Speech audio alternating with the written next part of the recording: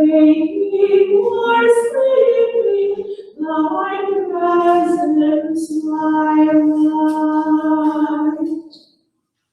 The Holy Gospel of our Lord Jesus Christ, according to Mark. Glory to you, Lord Christ. Jesus and his disciples went on from there and passed through Galilee.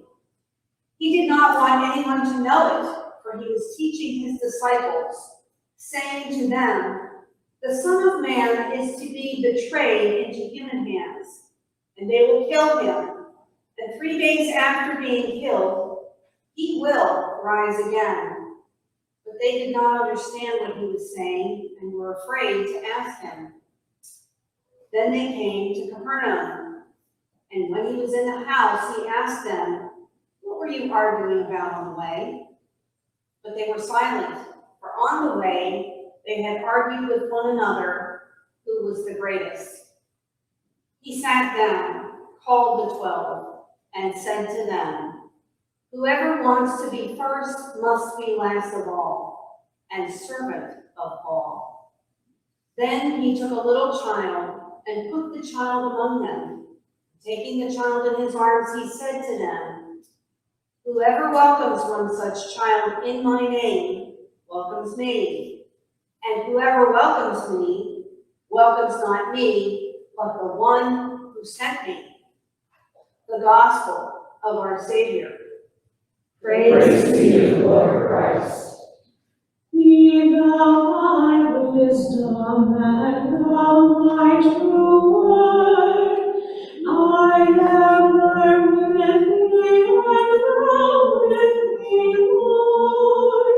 Thou my Father, thine own day like me. Thou in my dwelling, and thine one with me. Please be seated. When we cannot sing along because of COVID, I'm almost wishing that you would have picked music I didn't like so much. It makes it especially hard, doesn't it, to hum along when you know the words? Many of you know that I grew up in Southern California, and growing up in Southern California, there were a lot of piñatas at parties. That's part of the culture where I grew up, which means there was frequently a display of life or death scrambling for candy. Even as that blindfolded kid continued to swing the stick around while you were getting pelted from above, we scrambled and dove in there and elbowed for mediocre candy, by the way. It wasn't the good stuff, right? It was like the cheapest candy the parents could find. In fact, it was so cheap that there was this kind of special wrapper on it that you couldn't get off. Do you know that kind of candy? And you'd kind of give up and just put it in your mouth with part of the wrapper still on it. Pigtails may have been pulled. Hip checks may have knocked smaller kids right out of the center. A piñata is a win-lose game. At the end of that scramble, there's usually one kid sitting in the center of the grassy area with her party dress or t-shirt held out, showing off all the candy they amassed. And a couple other kids are looking for mom or dad or a tree to hide behind because they didn't get any or they didn't get enough. They're crying. There are candy winners in a piñata contest, and there are candy losers. This display reveals something that's in all of us, I think. Some impulse in us to grab what we can for ourselves and shove others aside. It's hard to watch now that I'm older. It's so evident in that piñata scramble from the outside looking in.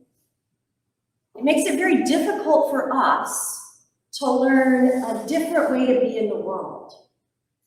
When Jesus walked among us in the gospel times, Jesus taught us to break out of the win-lose games that we were playing, that we still play. Jesus taught us to walk humbly and gently among one another, calling out the win-lose scrambles that were going on around him, pointing at those win-lose scrambles and saying, we can do better. And then he worked to heal and reconcile and include those who were left alone and crying, pulling them into center, including them, instead of leaving them on their own. Jesus challenged those instincts in us to turn everything into some sort of win or lose game. He tells the disciples that the road ahead, it will be a most dreadful win-lose scramble for power. That's what he tells the disciples. That some will be so fearful of his growing spiritual power and his power among the people to heal, afraid when they hear this from him. Afraid of losing. They're so afraid of losing. They're afraid of losing Jesus, yes. They're afraid of losing their own sense of power as his followers that are real close to this guy. They're afraid perhaps of losing their own lives. So they do just what some of us might also do if we were in their position and feeling all that fear. They distract themselves by arguing.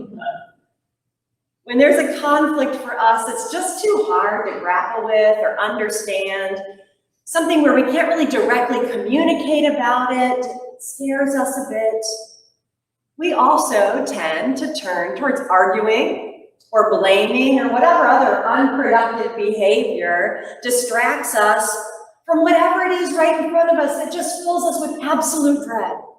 We've all done that, right? I'm not the only one. We see it around us all the time. Jesus came to wake us up from these win-lose game behaviors, to point out to us that there is a better way. There's God's way, a way of bringing about the dream of God for God's people that is a win-win game, not a win-lose game. When we find ourselves scrambling to win so that another will lose, when we find ourselves pushing and shoving and diving to get in there where all the good stuff is landing, we become lost to the dream that God has for us of freedom and peace and joy. We can be free of that win-lose game. We can be free from violently participating in anything that really sounds like kids doing the piñata, elbowing our own way to the top, whatever that might look like. We can have that peace that comes from trusting that there is indeed enough of God's goodness and love to go around for all of God's people to share, and then there's still more. A joy in having relationships that are open and honest and filled with integrity, where people dare to have the hard conversations and believe that at the end of the conversation, we can all win. We can all be winners together. Once upon a time, a man approached a spiritual guru and said to the guru, I want to be reconciled to my sister. We have not talked for many years, and I want to be reconciled. I'll do anything to be reconciled with my sister. The guru asked, why haven't you talked? He answered, because we had an argument and she was pig-headed. Of course, I won the argument and she stormed off. The guru asked, okay, so you won. Are you ready for her to win, too? He replied, absolutely not. She was pig-headed and wrong. Did I not mention that before? The guru said, then you're not yet ready to reconcile. Wherever we want to be reconciled to another person, we must be willing to see the other person in a way in which they win and we win. We cannot reconcile if we're trying to win so hard that we can't imagine how we might both win. If we're trying to win in a way that prevents them from winning also. We must, as Christian people, have the imagination to dream in so many more ways than we do now of win-win outcomes for God's people. To go to the person with whom we're having a conflict and to ask them, what would make this a win for you? Then to do what we can so that they win as well. We may outwardly say that we wish to be reconciled and at peace, yet we continue to scramble and be worried about whether or not we're going to get enough. Maybe just enough sense that we're right and winning. We keep diving into our own detriment. We keep getting our pigtails pulled and our hands stepped on in the scramble, and we emerge time and time again with some candy or some recognition or some sense that just leaves us disappointed. So we go harder the next time, looking for the better candy as though it's out there, believing that if we fight harder and get more, we'll be happy this time for real. Again and again to us, Jesus is sitting us down like he sat down his disciples to explain to us that there is a totally better way. You can pull out of that game. There's a better way, the Jesus way, a way that leads to that freedom and peace and joy that we are longing for.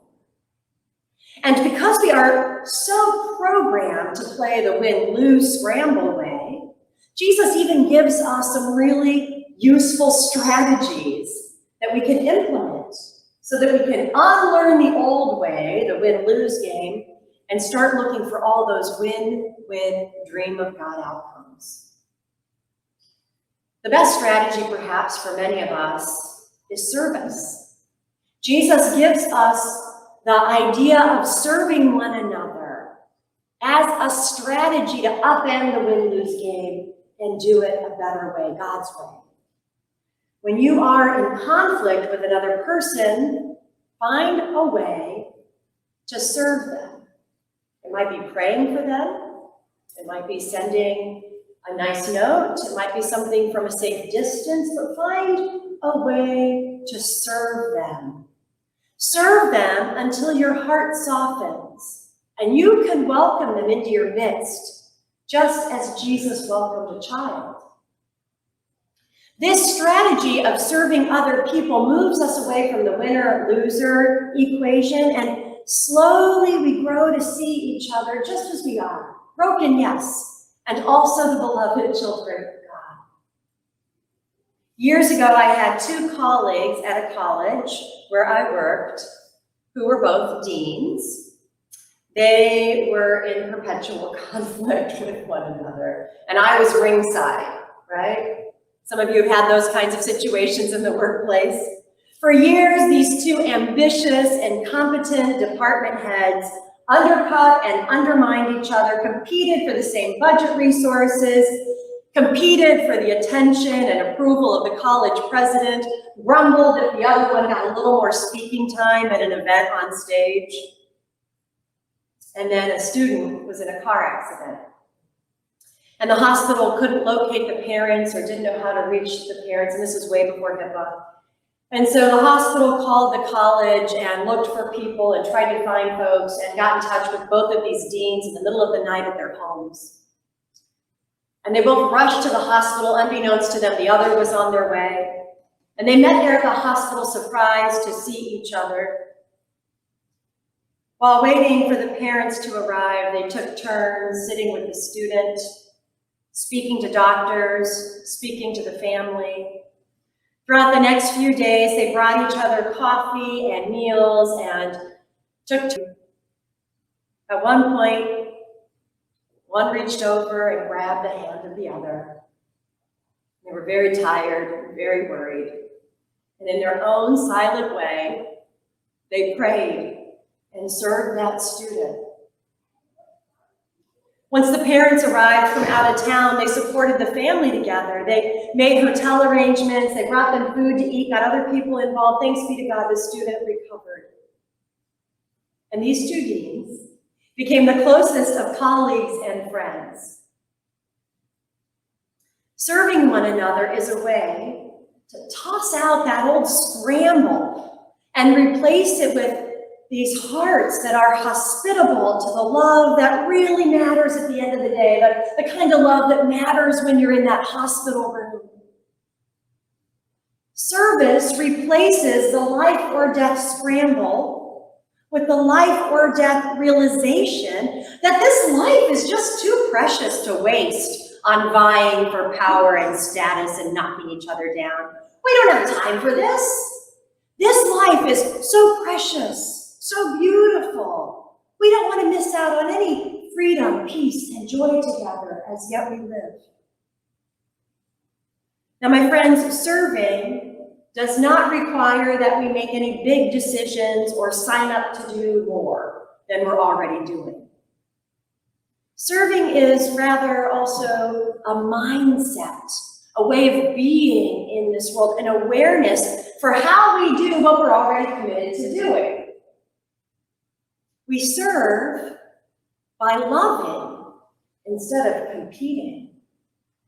Service is how Christians live, and not only live for themselves and their families and their loved ones and their community. Service is also how Christians will lead other people into that dream of God, and this world is longing to live in the dream of God.